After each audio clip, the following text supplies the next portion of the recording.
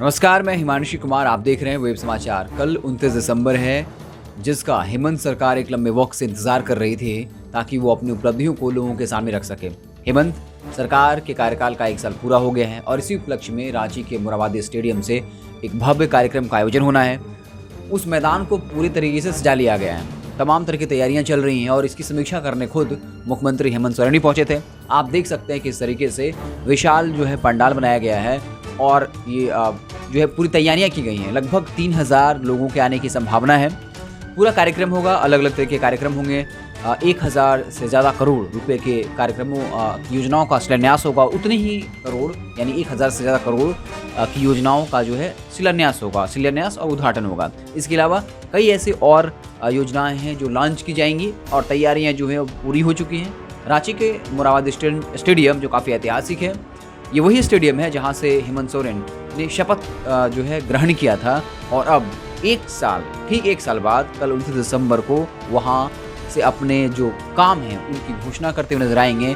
कई हजार करोड़ के योजनाओं का शिलान्यास और उद्घाटन करते हुए नजर आएंगे। आपको बता दें कि ये जो कार्यक्रम है वो 12:30 बजे से 2:30 बजे के बीच होगा। 2 घंटे का कार्यक्रम होगा। इसके अलावा हेमंत सोरेन जब समीक्षा करने आए थे तो बाकायदा हमने कहा था कि जो कोरोना की गाइडलाइंस हैं, मास्क पहनना, सोशल डिस्टेंसिंग फॉलो करना, कह सकते हैं ना कि जो हैंड सैनिटाइजर होता है उसका उपयोग करना, सारी जो बुनियादी चीज़ें हैं ताकि लोग सेफ रहें, इसको लेकर समीक्षा की गई।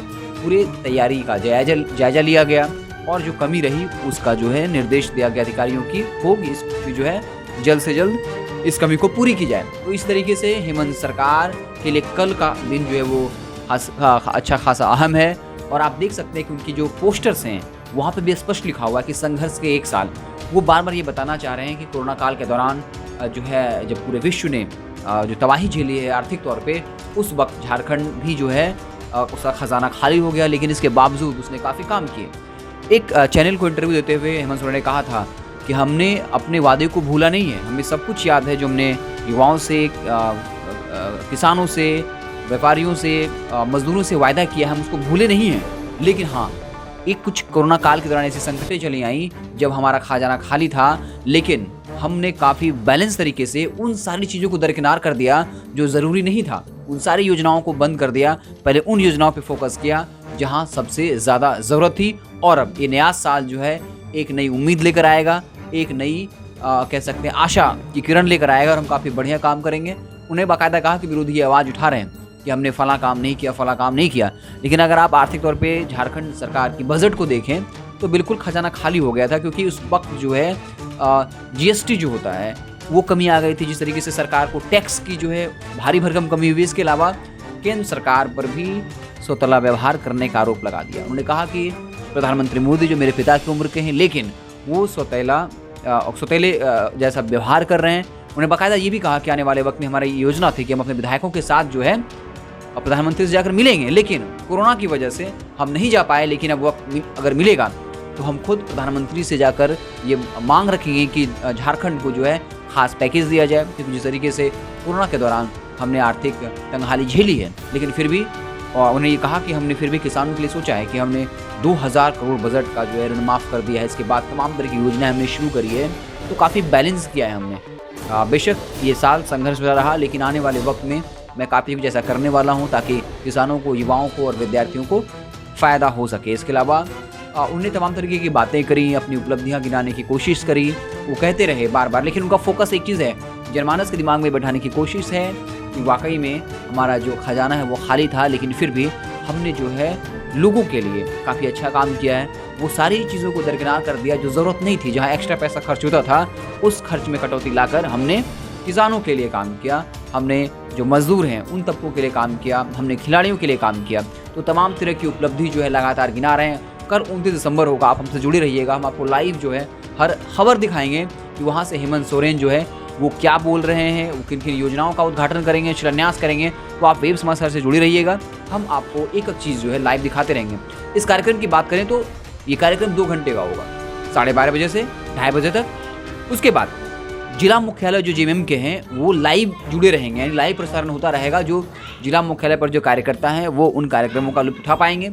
साथ ही साथ आपके हाथ में स्मार्टफोन है तो आप लाइव जुड़ करके कल क्या होता है, किन योजनाओं का शिलान्यास होता है, किन योजनाओं का जो उद्घाटन होता है, उसके बाद कल विपक्षी पार्टियां भी काफ़ी हमलावर रहेंगी और हेमंत सरकार पर की कमियां गिनाती नजर आएंगी। तो एक दर्शक होने के नाते, एक आम नागरिक होने के नाते जो है दोनों पक्षों को सुनना बहुत ज़रूरी है कि कल विपक्षी पार्टियां किस तरह के आरोप लगाते हैं, क्या उनके आरोप में दम है तो किस हद तक है, और फिर हेमंत सोरेन भी कल जो लाइव रहेंगे। तो कल एक तरफ जहां हेमंत सोरेन की उपलब्धियों को गिनाते नजर आएंगे, तो दूसरी तरफ विपक्षी पार्टियां उनकी खामियां बताती आएंगी।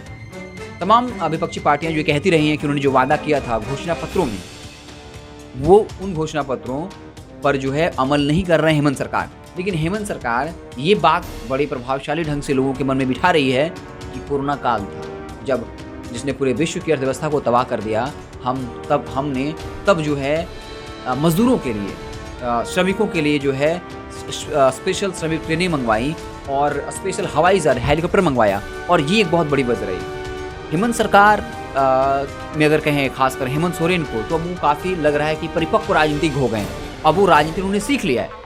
कोरोना काल के दौरान काफ़ी अच्छा काम किया गया, देश में सरकारों ने कोशिश करी, लेकिन हेमंत सोरेन ने जो एक स्टेप सबसे आगे बढ़ के लिया, जो हर कोई भी ले सकता था, कि उन्होंने जो है हेलीकॉप्टर से जो वहाँ श्रमिक फंसे हुए थे उनको लाया। और इस घटना ने, इस एक इंसिडेंट ने न सिर्फ देश में बल्कि पूरे विश्व का ध्यान इस ओर खींचा कि एक मुख्यमंत्री ऐसा भी है जो मजदूरों के लिए जो है एक फ्लाइट बुक कर सकता है। तो ये अब एक छवि बना रही है हेमंत सोरेन की कि वो वाकई में एक आदिवासी की आवाज़ है, एक मजदूर की आवाज़ है, गरीब की आवाज़ के रूप में उभर रहे हैं हेमंत सोरेन। और इसमें कोई संदेह नहीं है कि वो आदिवासी के सबसे बड़े नेता के तौर पर उभर रहे हैं। और यही वजह है कि उनको हार्वर्ड यूनिवर्सिटी ने आमंत्रण भेजा है, जो फरवरी 19 से 21 फरवरी तक होगा। हालांकि ज़्यादा संभावना है कि ऑनलाइन होगा, जहां पर हेमंत सोरेन को ट्रैवल राइट यानी आदिवासी अधिकार, सतत विकास यानी सस्टेनेबल डेवलपमेंट और वेलफेयर पॉलिसी, जन कल्याणकारी योजनाएं यानी जनता के कल्याण के लिए जो योजनाएं चला रहे हैं, वो आदिवासियों के अधिकार की जो बात उठा रहे हैं, जल जंगल जमीन की बात कर रहे हैं, इन मुद्दों को लेकर उनको हार्वर्ड यूनिवर्सिटी में इन्वाइट किया गया है। और हार्वर्ड यूनिवर्सिटी जो कोई छोटी मोटी संस्था नहीं है, अमेरिका की सबसे पुरानी और विश्व के सबसे प्रतिष्ठित विश्वविद्यालयों में से एक है। वहां पर आमंत्रण होने का मतलब ही आप समझ सकते हैं कि एक मुख्यमंत्री जो इतराने लग जाता है कि, और वो इस बात को बाकायदा प्रचारित करता है, उसके कार्यकर्ता प्रचारित करते हैं, उसका उनके पार्टी का जो ट्विटर हैंडल होता है वो ट्वीट करके बताता है कि फला मुख्यमंत्री को जो है हार्वर्ड यूनिवर्सिटी में इन्वाइट किया गया, आमंत्रण मिला है। तो ये अपने आप में ऐसी उपलब्धि है, आप हार्वर्ड यूनिवर्सिटी के महत्व को इस तरीके से आंक सकते हैं। तो वहाँ पर हेमंत सोरेन होंगे, यही वजह होगी। और ये वजह रही है जो कोरोना काल के दौरान उन्होंने जो श्रमिकों के लिए किया है।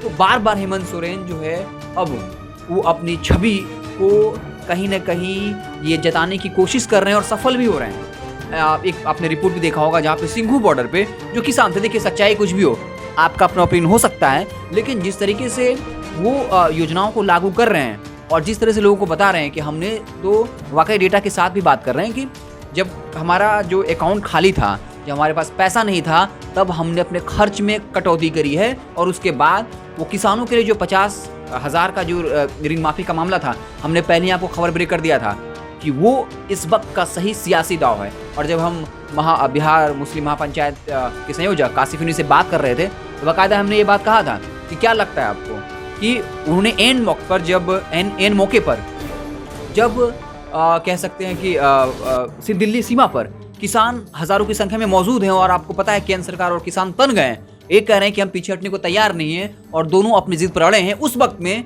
हेमंत सोरेन, जब ये पूरे देश का मुद्दा बना हुआ है, सिर्फ देश में नहीं, अब विश्व में के अलग अलग देशों में बातें चल पड़ी हैं कि किसान 30 दिन से जो है वहाँ पे धरना पे बैठे हुए हैं, जिनमें 18 से ज़्यादा किसानों की मौत हो गई। उस वक्त में हेमंत सोरेन ने एक बड़ा दाव खेल दिया। तो अब जब जैसे वक्त नजदीक आया, तो हम हेमंत सोरेन अब इस बात को लेके फिर से अपनी बात करें। किसानों का ऋण माफ करना 50,000 का इस वक्त उनका एक बड़ा सियासी दाव था और इस तरीके की तमाम चीजें उन्होंने करी है। खिलाड़ियों, उन्होंने दावा किया था कुछ दिनों पहले कि एक महीने में 32 ऐसे खिलाड़ी जो राष्ट्रीय अंतर्राष्ट्रीय स्तर पर बेहतर परफॉर्म कर रहे हैं, उनको सीधे सरकारी नौकरी में भर्ती किया जाएगा। तो ये भी बता रहे हैं कि हम खिलाड़ियों के लिए बहुत अच्छा कुछ कर रहे हैं।